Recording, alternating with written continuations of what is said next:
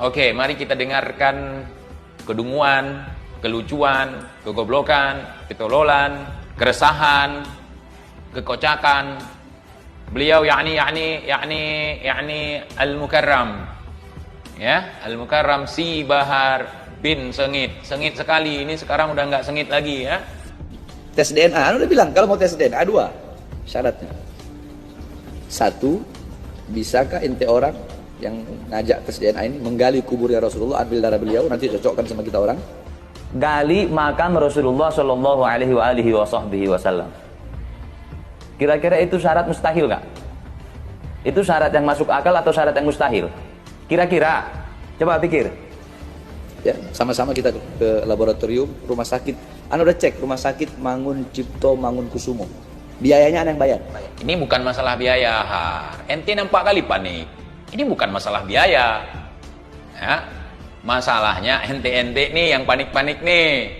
Yang ngaku cucu Nabi tapi kepanikan ketika ada hal seperti ini. Udah kelihatan kan kualitas mulutnya? Siap bela Nabi. Mana yang selama ini siap bela Nabi? Yang selama ini mulutnya teriak-teriak saya bela Nabi, kaki jadi pala, pala jadi kaki, walau mati bersimbah darah sekalipun. Saudara, dengan seenaknya mulutnya bilang bongkar gali makam Nabi Muhammad Shallallahu Alaihi Wasallam. Takut, panik, makanya ngawur kan? Mustahil itu masuk akal atau mustahil nih? Coba menggali makam Rasulullah, bongkar itu makam, kemudian ambil sampel darahnya. Kalau ente sebagai cucu Nabi nggak mungkin segampang itu dikit-dikit bongkar kubur Nabi, tantang orang untuk bongkar kubur Nabi. Lu mau kasih syarat kok, syarat yang memang sengaja untuk membatalkan.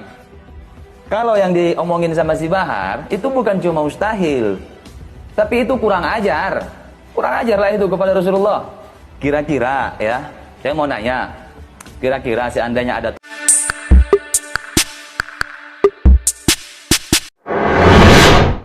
Buya, mohon pandangannya dan pencerahannya tentang penetapan nasab dengan tes DNA. Terima kasih Buya. Wassalamualaikum warahmatullahi wabarakatuh. Penetapan nasab dengan DNA. Ketahuilah bahwa Islam sangat jelas. Di dalam menetapkan nasab ada ilmunya. DNA tidak masuk dalam hal ini. Dan justru bahaya sekali kalau sudah orang masuk pembahasan-bahasan seperti ini. Urusan nasab jangan dihubungkan dengan urusan DNA. DNA baru berguna nanti adalah misalnya untuk masalah kejahatan, untuk mencari atau untuk mengetahui tentang bukan urusan nasab. Kalau nasab sudah ada di dalam Islam, hati-hati, bahaya sekali nanti. Sebab kalau DNA itu nggak kenal akad nikah, biarpun nggak nikah, DNA bisa saja nyambung, nggak ada pernikahan. Sementara di dalam Islam ada namanya pernikahan yang sah. Jadi untuk dianggap ini keturunannya siapa adalah dengan pernikahan yang sah. Makanya menentukan nasab adalah dengan istifadhah. Misalnya di kampung itu sudah didengar bahwasanya si A anaknya si B. Sudah, jangan banyak tanya. Selagi orang ngomong itu anak saya, benar anakmu? Iya, selesai. Jangan bertanya ribut nikah kamu di mana dan Anda ini fudul, kurang ajar. Cukup dia mengatakan anak saya, selesai. Atau pengakuan atau di masyarakat sudah mengatakan oh anaknya fulan. Di kampung Anda sudah tahu bahasa Anda anaknya ibu Anda, sudah tahu semuanya. Itu sudah cukup. Jangan sampai ada gerakan ini, ada gerakan di kampung ini adalah penentuan nasab, jangan-jangan salah ini DNA, bahaya itu. Akan merusak, bisa taktil nusus, menghentikan nas-nas. Maka jangan urusan dengan itu. Tidak tahu apakah betul ada, tidak ada. Dari mana? Mulai kapan ada penentuan nasab di DNA? Enggak mungkin ada. Syariat sudah sangat jelas. Pernikahan yang sah, biarpun itu pernikahan di luar Islam, sebelum orang masuk Islam, pernikahan non-muslim dengan non-muslim diakui nasabnya dalam Islam. Seorang Nasrani dengan Nasrani, pernikahan yang sah menurut agamanya, keturunannya dianggap sah. Jadi dengan pernikahan nanti yang benar. Atau mungkin masalah wati syubhat dan sebagainya, masalah ilhaqun nasab itu karena penyambungan nasab. Yang jelas DNA tidak bisa, dan itu bahaya sekali. Wah, ini bisa merusak, naudzubillah. Bisa menjadikan orang meninggalkan syariat. gara-gara ini. Belum lagi masalah DNA itu sudah kita putus, nggak boleh, nggak ada penetapan nasab dengan DNA, sudah selesai. Akan tapi kita melihat permasalahan DNA, bisa saja tentang alatnya mungkin tidak akurat atau tidak benar atau rusak dan sebagainya. Kemudian orang yang menanganinya mungkin tidak jujur dan sebagainya. Itu bisa jadi begitu, akan tapi tidak usah sampai ke situ deh. Anggap saja menangani jujur, benar, alatnya paling hebat dan sebagainya, tetap tidak bisa untuk menetapkan nasab. Untuk qarinah tentang untuk satu hal sah, tapi untuk menentukan nasab tidak boleh. Apalagi sampai membatalkan nasab, naudzubillah, qadzaf, membatalkan nasab. Orang ini bapaknya ini dikatakan tidak sah gara-gara DNA. Anda harus datangkan siapa bapaknya. Kalau tidak ada, dicabut 80 kali. Hati-hati, jangan main-main DNA. Anda misalnya sudah tentu Anda anaknya si fulan, kemudian saya kok iseng langsung cari DNA, wah nggak bener kan DNA, nggak bisa. Kalau ini bukan bapaknya siapa? Ayo. Kalau kita tidak bisa menentukan, maka saya dicambuk, qadzaf. Hati-hati, intinya jangan main-main DNA deh. DNA adalah masalah penemuan baru, tapi bukan untuk menentukan nasab. Hei hamba Allah, jangan bikin gaduh malah dalam umat. Kalau DNA ini diterapkan, wah ini heboh semuanya.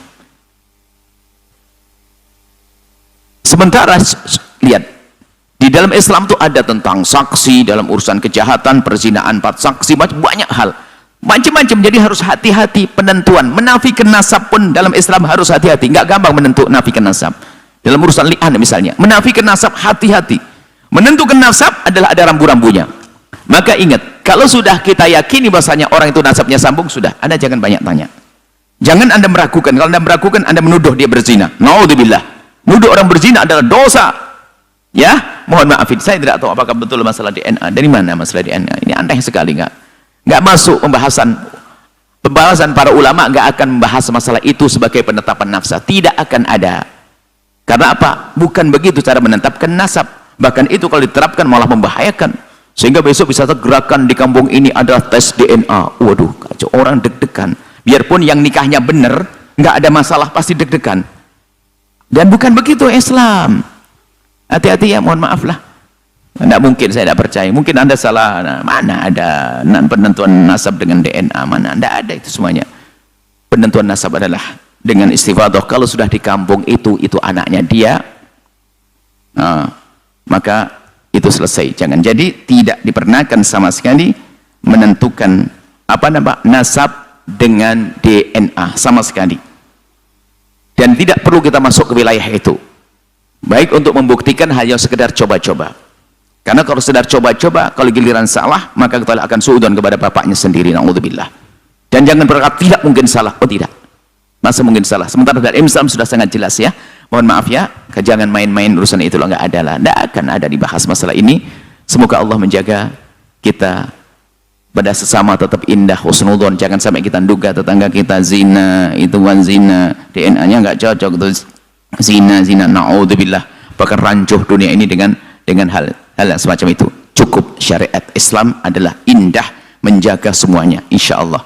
Jadi kesimpulannya tidak perlu dan jangan sampai yang demikian itu. Termasuk dulu kita pernah sampaikan mengetes tentang keperawanan, nggak boleh itu semuanya.